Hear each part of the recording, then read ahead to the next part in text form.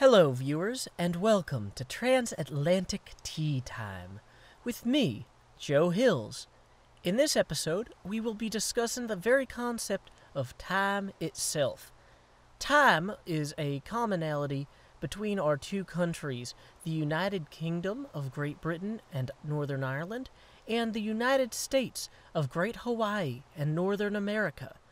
Thyme is a family of plants. It's a whole bunch of different types of thyme, but it has a shared oil inside of it called thymol. Now, thymol was used by the Egyptians for its antifungal and antimicrobial properties. You know, if you want to, preserve somebody forever underneath a bunch of sand, first you got to kill all the fungus.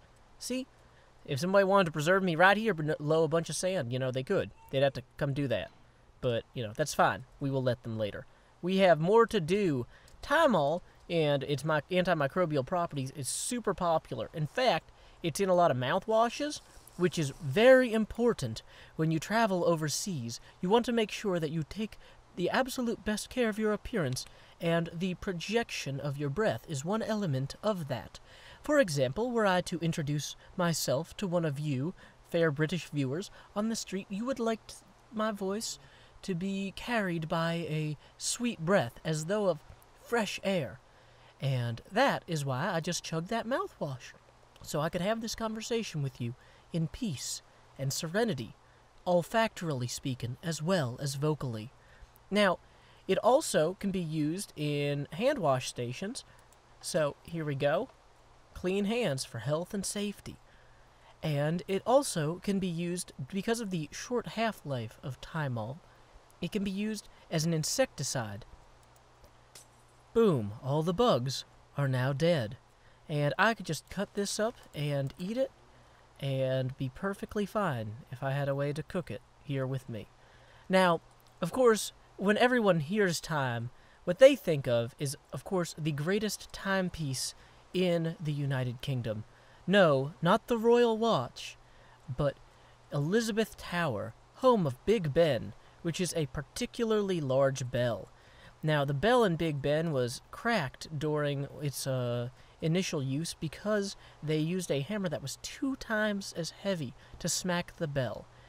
Now, when you are ordering something to specifications that's going to be massive and the pride of a country, generally it's important to do it right.